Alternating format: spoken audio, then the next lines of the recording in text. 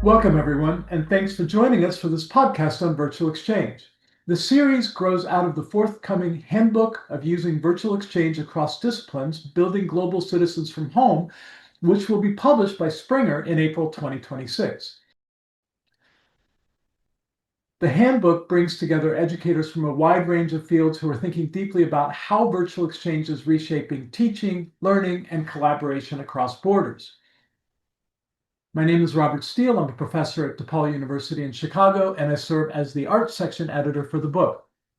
One of the great pleasures of working on this project has been seeing how creative disciplines have responded to virtual exchange, not just as a technical solution, but as a space for reimagining pedagogy itself. Today, I'm really pleased to be joined by Rose Martin and David Zeitner, co-authors of the chapter In Between Screens and Skin, Creating Opportunities for Interdisciplinary Learning in Virtual Dance Education. In this chapter, they explore how teaching dance in virtual environments opens up unexpected interdisciplinary possibilities, bringing together movement, film, sound, and digital media, while still centering embodied experience. It's a thoughtful and timely piece, and I'm excited to talk with them about what they discovered, what surprised them, and what these ideas might mean for the future of arts education. Welcome, David and Rose. Kia ora. My name is David Zeitner. I'm a former professional dancer in Germany predominantly, but also in New Zealand. I hold a doctorate from the University of Auckland here in New Zealand. I have been working at the University of the Arts in Singapore, and I have just returned back to New Zealand to work at a small school, Beaumont Intermediate School, at the North Shore, teaching dance and drama. Wonderful. And I'd like to go ahead and have Rose introduce herself as well. Yeah, hi. I am currently sitting in Bodø in the very north of Norway. I originally come from Aotearoa, New Zealand, where David is currently sitting, and I find myself now on the other side of the world as a Dean of a Faculty of Education, Arts and Culture at Nord University and a Professor of Arts Education. I also did my doctorate at the University of Auckland in New Zealand, and that's where David and I connected. We were doing our PhDs at the same time, and like David, I also was a professional dancer, a ballet dancer in New Zealand. Wonderful. Thank you so much. Based on the chapter that you wrote, what impact did virtual exchange have on the subject matter of your course? And let's start with David. Yeah, using virtual exchange had a huge impact on dance education, and in our case, on dance improvisation learning. The lockdown measures during COVID-19 gave us no other choice than to break away from traditional ways of teaching and learning dance. That is in a dance studio with lots of personal exchanges, and in particular physical exchanges, the touching and feeling of each other, the use of the senses. All that was suddenly gone, basically. So the necessity to use and rely on virtual exchange as a tool to communicate with each other and to learn from one another also gave us the opportunity to explore and find out how else we can communicate ourselves to touch others, and how others communicate themselves to make us feel something through watching their dance creations, and also their film and sometimes musical landscape creations via our computer screens or phones. That had a huge impact on the subject matter of teaching dance improvisation. So basically, it gave us a lifeline on how to keep going with the art form that we are used to teaching within a dance studio. Of course, it also had a huge impact on doing assessments during the time within the existing curriculum structures that we were working in. And of course, it had the impact on how we move in the places and spaces, and how we create in the places and spaces that we suddenly found ourselves in, which was our, like, being confined to our own homes, so to say. And that obviously also had a huge impact on the actual access to technology and the internet, and technical issues such as actually knowing how to use computers or phones or any software that we were using at the time, because most of us in the performing arts are not really that literate with computers. I'll pick up on some of what David has already indicated. David was the teacher of this course, so I rely on his sort of first-hand experience of delivering this. I had the privilege of joining him as a co-author, so I wasn't there in the journey of the delivery of the course. So if anything, I must reflect on this in a more distant perspective, but also bring my own experience of teaching dance during the COVID pandemic. And much of what we discussed was echoing experiences that I had and that also many of our colleagues in dance education had. The idea being that obviously dance is often perceived as something that we must do in a very physical, face-to-face, embodied, together in one room experience and modality. So I think what this experience that we document in the chapter really highlights post-pandemic is that we're not looking at simply sort of returning to what we had before the pandemic, nor should we just sort of move to a whole new transformation of we must do this sort of all in a virtual space. I think what we have seen or learnt and is illustrated in the chapter is something that really is encouraging a hybrid infrastructure of our dance education, knowing that all hopefully arts education continues to evolve and develop. I see that what we've experienced in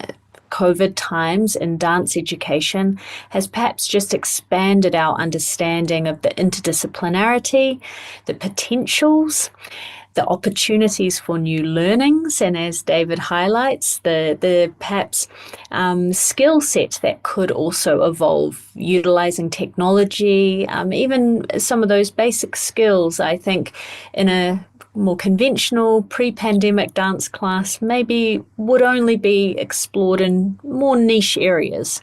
Whereas I think what we are seeing now in light of some of what we've experienced and is in the chapter, this could be much more a day-to-day part of the dance education that we could be encouraging.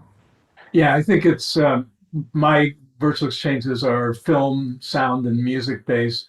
And it's been really interesting how profoundly they've changed my overall teaching by just simply having those experiences. Let's move on to the teaching of it. And David, what would have been missed in teaching about your discipline if virtual exchange were not included? I would say a big part is the ability to repeatedly reflect on and critique the works that students created during the course. So for example, dance is a performing art form, right? So it is thus not tangible and can only be enjoyed in the very moment that it is performed. So after that very moment, it will never be the same. So unlike, for example, an artwork that's hanging in a gallery, you can go there year after year after year, but the painting doesn't really change. But if you go and watch a dance performance, you can only see it at that very moment. And if it was to be repeated, it will not be exactly the same because circumstances change, light changes, your mood changes, and so forth. So, of course, using different art forms to create and capture dance, and subsequently sharing and critiquing the students' works through virtual exchange, help to create and further develop a very different approach to teaching and learning dance and dance improvisation. So the virtual exchange with and between students was also key to keeping students engaged in the learning process during the time that research took place, namely during COVID, right? So in a way, it was a lifeline to see others and to hear others, in a way to also feel others, despite the physical distance between us as educators and the students. So it's it created that bridge between the computers, or as we say in the chapter, between screens and skin, that kind of glued us together and also enabled us to find new ways forward in teaching dance and dance improvisation. Wonderful, thank you. And Rose, let's ask the same question to you. What would have been missed in teaching about your discipline if virtual exchange were not included?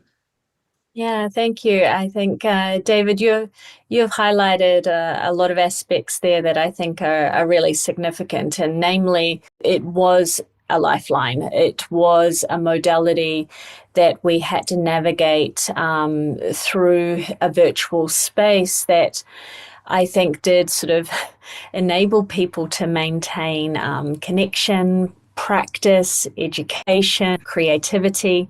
And I think particularly the pandemic time sort of obviously heightened that. But I think if we take that sort of post-pandemic, the opportunity for virtual exchange in dance education, I see that it is again another possibility within the toolbox of what we have as educators.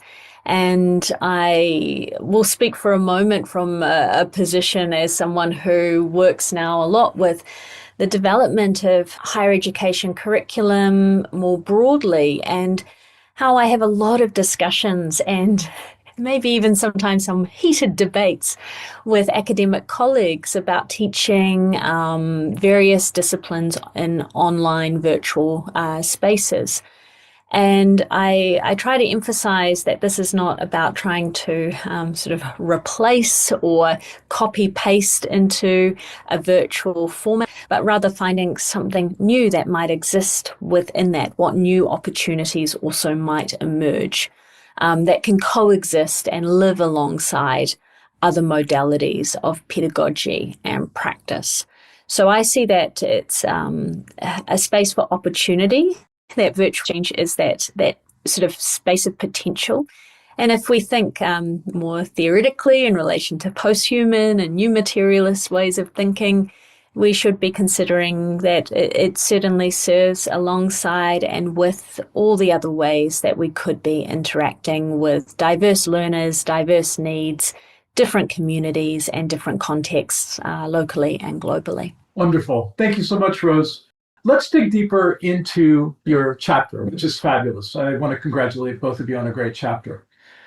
In this chapter, the camera, editing, and sound are described as choreographic partners rather than neutral tools. How did this shift change what you understood dance improvisation to be as a pedagogical practice?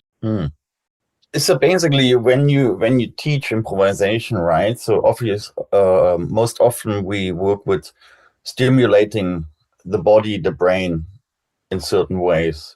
And then as dancers, we move into whatever comes out of us in a way, right? Or however we react to others and how we react to space, or how we react to music, how we react to temperature, light, and all those things, right? So now put yourself suddenly, you have all your students confined to their spaces at home, how different they may have looked. Some people had a lot of space, some people had no space at all.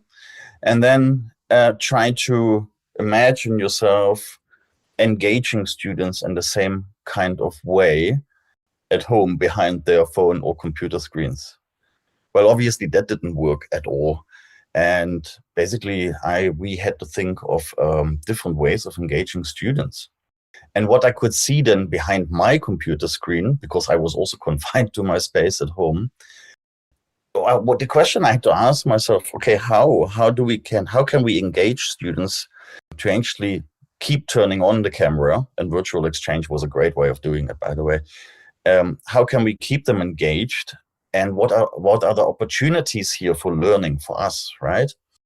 And then basically what I can see, remember you had on your screens, you had like those multiple screens where you can see everyone at the same time. Yeah. And then you can see you had all those different lights, you had all those different sounds because people had their window open. And for some people, it was early in the morning. For other people, it was 2 hours later already, moving more towards lunchtime.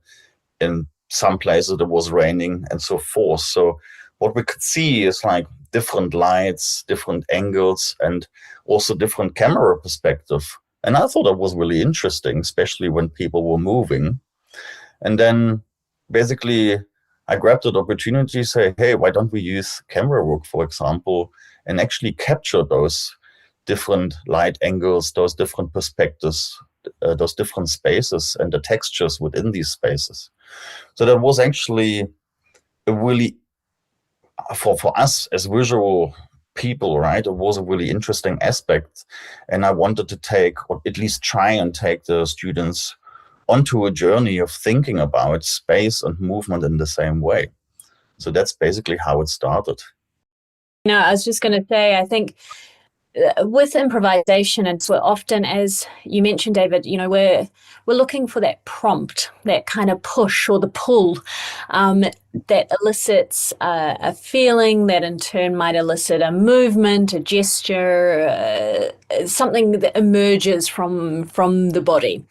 And so I think when we practice this a lot, you can get into habits, you can get into routines. And as educators, the same thing happens. We perhaps have the usual sort of repertoire of things that we do in the studio, and we of course try to innovate and find new things, but we're usually not sort of forced too far outside our comfort zone. And I think the pandemic obviously did really force that, as David, you mentioned, space, the confines of space, working in really small spaces. I remember that very clearly from that time, that some students literally were in a sort of cupboard having to try to do a dance class. And so that sense of having to make something work that at face value, almost under conventional or traditional circumstances, seemed impossible, actually, I believe often is where we may find our most creative and innovative solutions. And maybe it leads to things that otherwise we just never would have been forced to meet or encounter. And I think that is what some of this work in the chapter is pointing to. And I would say that, arguably, how might we continue to push and find that without necessarily a pandemic? If we don't go quite that extreme, but how might we maintain that sense of openness of what we could challenge our pedagogy in dance education to become? Yeah, just some additional thoughts.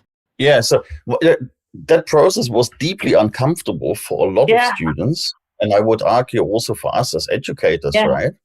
Mm-hmm. But at the end of the day, looking back, it was also a really freeing experience afterwards, because it opened so many doors and so many opportunities to work with film, to work with camera, but to also reach a global audience through that virtual exchange, right? So we had people sitting in different countries communicating with each other, and also Rose and I communicating, and other editors communicating with us and sharing what their experiences were and what they were doing at the time.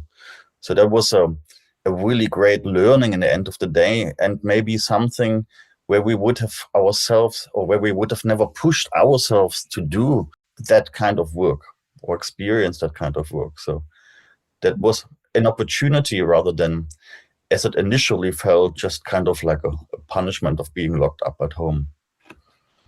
Yeah, I'm amazed at your work in the sphere, because for me, the pandemic was about making sure everybody got a Pro Tools license.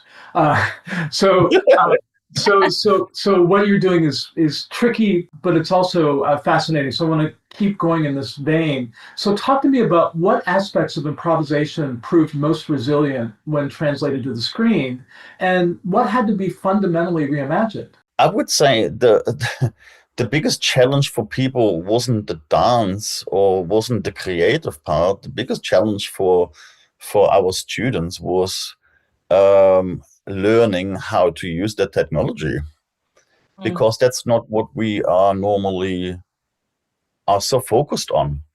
And that's the very aspect too that actually opened our eyes to using different art forms, such as like some students became amazingly creative in creating soundscapes, recording soundscapes, looping sounds that they created themselves with their bodies and so forth.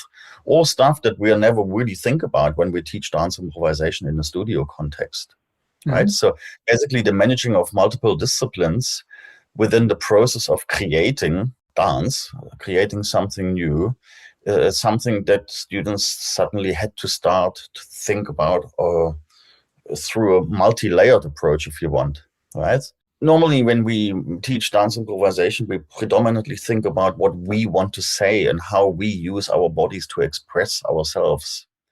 Now, using camera work, we had to jump on the other side. We had to suddenly be the audience, look at through the eyes of the audience, and using the camera to make people see what we want them to see.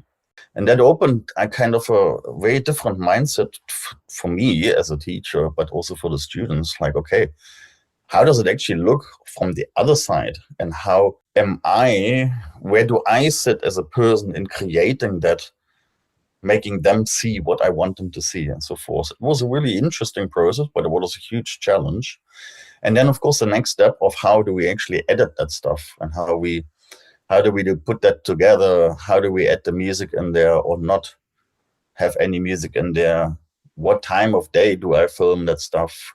And I can't repeat it because once the sun shifts, for example, it has a different atmosphere within the room that you are filming your improvisation in. And I would say that, just to now pick up on that and maybe take it in a slightly different direction, is that from that work that students were having to do in grappling with learning new technologies and managing how to develop skills in film and sound and so on, and the types of work that we were doing in particularly that period of time, I think was something that I've seen carry on post-pandemic, and the kind of, and I think in a very healthy way, in the sense that students these days who are studying dance education, choreography, especially in higher education, you know, they're going into portfolio careers where they're going to need to move between multiple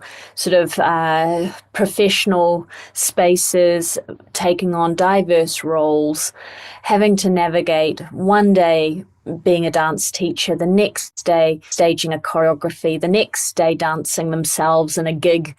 And so I think this very hands-on experience of having to equip themselves with a vast range of skills is actually serving them well for the reality of what it means to be a professional dancer in many contexts these days. So I see that as sort of, again, maybe a healthy spin-off of preparing students for the industries that they are going into in dance, and also seeing that they were working a lot already in spaces in their free time, making TikTok videos and so on.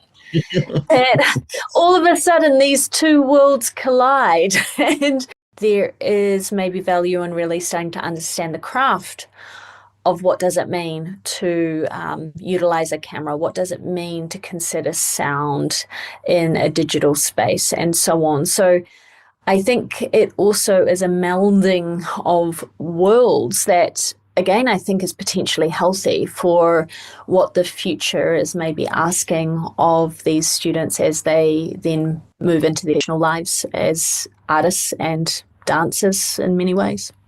Yeah, I have to say I'm thrilled at the democratization of film, of sound design, of editing, and so on, that it's now in everybody's hands. I think it's a good thing. And I wonder, did you notice the transformation in your students in terms of sense of authorship and creative autonomy? How did they grow as artists? So now they're dancer filmmakers ostensibly, and how did that change them as students in your eyes?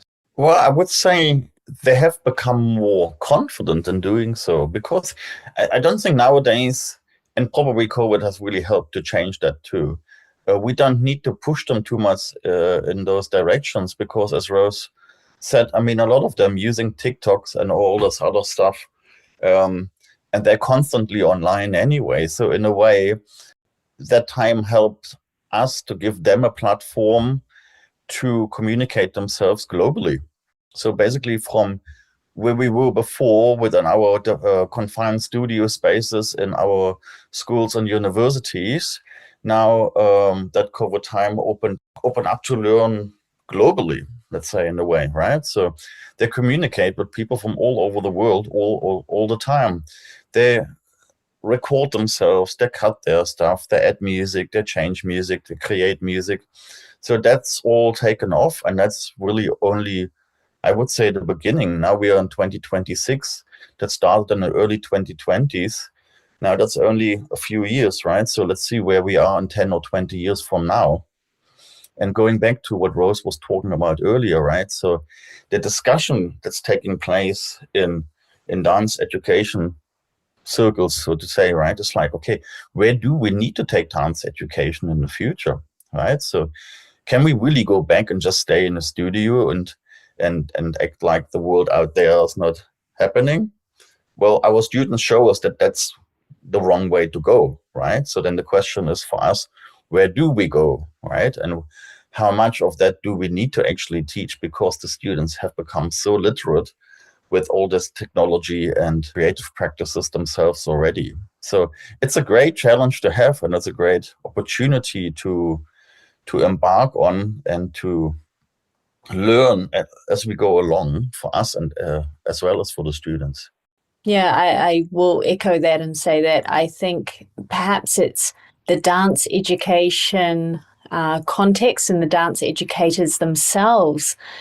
We had this sort of huge leap learning going on, and I would hope that it gave almost time for, I think, dance education to have to be pushed to catch up with the reality of what the generation that are engaging in their formative dance education learnings in schools and in universities right now. It's sort of, I think, pushed, I think, many of the educators into a space of having to get up to speed, because that I think is one of the major challenges with dance education. In some areas, it can remain in its bubble. And as David highlights, the question is that really what the world needs today? Is that really responsive to the world? Is that really responsible as dance educators to make dance and dance education as relevant as possible for the environments that we find ourselves in, that we're moving towards, and that will hopefully serve the societal needs, industry needs, economic needs, all of those aspects of what hopefully is making for a sustainable practice of dance education in the future, and not just something that sits in a dusty museum piece of a old opera house and that's it. So I think that in a way, what the pandemic offered dance education amongst many not great elements was actually something maybe quite positive to the spin-offs that have followed. Your chapter proposes a hybrid signature pedagogy built around inquiry, artifact, and critique. And how did this structure reshape the rhythm of teaching and learning compared to studio-based improvisation classes? Well, in a way, it hasn't really changed the learning that much, because what the model actually shows that we are proposing there, right, is that our discipline still stays anchored in the actual dance learning. The stuff that's happening around us that's what's changed, as in, if we see it from the perspective of back then, right, what changed was our environment. The pandemic happened, but we were still dancers, and we were still talking about the same discipline and discipline-based things that are really important to us in learning dance improvisation. But what we really had to expand on is our literacies in learning camera work and learning how to create music, or even sometimes perform music as part of the dance and so forth. So the inquiry part has expanded our learning in relation to our discipline. Then the artifact creation was a necessity, because that basically came out of like, how do I assess the students' work during the time? Because we still had to work within the constraints of our curriculum. And because dance improvisation, as I mentioned before, right, is a fluent thing. It just happens in the moment. But we couldn't do that because of the lack of internet connectivity and so forth. So what I was thinking of, like, okay, then we use the camera to actually capture that improvisation, which then opened the door to editing work and to music and soundscape and all that kind of stuff. Basically, we were creating or engaging students to create an artifact, which in turn was in itself, in its core, interdisciplinary. However, the actual dance didn't change, but everything that happened around it was an addition, in a way, a welcome addition at the time, and now today too, because it opened up the future, it opened up our thinking as educators, and also for the students as future dance professionals. And of course, then it opened also the door to critique and to keep going back and reflect on the works that students did, and to discuss that work multiple times and see what worked well, what didn't work well, and why it did or didn't work well, and so forth. So basically, those were really welcome auditions that were born out of necessity rather than being planned. And those things were also mostly new for us as educators, and of course for the students as well. I was just going to say that I think it is also this idea that the camera, film, sound, music becomes a kind of co-creative partners in the process. The dance itself still, the body movement and so on is obviously still kind of a core pillar of the practice, but you almost have to imagine that maybe it's like you have other dance partners, and those partners are the camera, the sound, the light, the space a lot more sort of in its sort of maybe confines or pressures or opportunities that it might present. So it's an expansive way of imagining what the potentials of then the moving body could be in that, just as dance has continued to expand its understandings of, what is a dancing body. And that has evolved, over the decades. And I think this is perhaps showing that we have further potentials and iterations of how we understand that moving body, but also the relationship that a moving body can have with other perhaps non-human actors. Wonderful, wonderful. Your chapter raises super important questions about equity, access, and ethical considerations in virtual teaching. And how do these concerns shape the design of the assignments and assessment in the course, and how you move forward? Quite honestly, from the top of my head, or maybe also of my heart, I think like in dance, maybe I shouldn't say that, but maybe I should. I just say it anyway. But like, I don't think I really perceived that we ever had that kind of equity issues for us as dancers, because a moving body doesn't lie.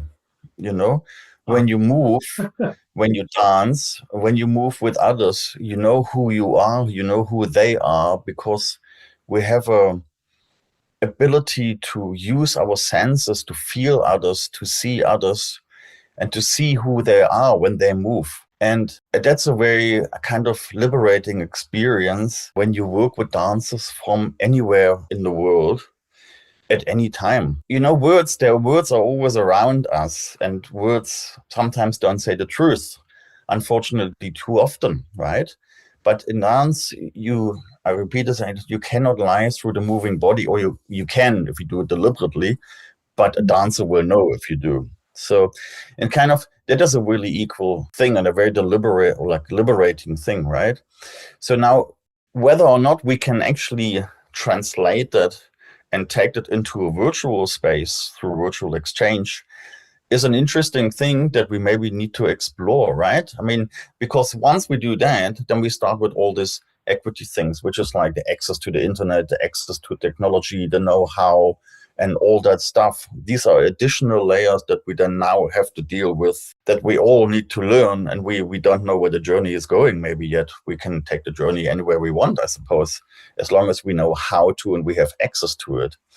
But what like the door that's opening here is that we can give access to people we may have never had the chance to communicate with before, and we can give those people access to knowledge, a performance platform if you want to as well, and just basically give space to exchange knowledge, experiences, communicate, and so forth with, about, and through dance. That's a great thing. Yeah, I would say that a lot of what you say there really resonates with me, David. I think that once people have the opportunity to move, that's when we can find much more equal sort of ground to be dialoguing in. I think what we see through something such as a virtual exchange opportunity is that this sort of modality can enable people to have access to enter that space, because I think that's where the barrier often may exist for some people, is to arrive into spaces where they can participate within, engage with dance as a practice, as a form of education. And through virtual encounters, this may enable people who otherwise do not have access to, whether it be resource or ability to travel. Even, in many situations we've seen, if people have to get a visa to take their studies in another country, they may be declined and therefore they can't do studies. But in a virtual space, perhaps they have the potential to study something like dance that they may not have the opportunity to in their home environment in the same way. So I think once you arrive in the space, that's when we can almost start going, okay, now we can start playing at that more equal playing field. But I see the barriers often exist to arrive in those spaces, and I think something like a virtual exchange opportunity enables some of those barriers to be brought down. I want to thank both of you, David Zeitner and Rose Martin, co-authors of the chapter entitled In Between Screens and Skin, Creating Opportunities for Interdisciplinary Learning in Virtual Dance Education. It's part of the Handbook of Using Virtual Exchange Across Disciplines, Building Global Citizens from Home, published by Springer Publishing. The anticipated print version is out in April 2026. Thank you two so much for your time. Thank you. Thank you.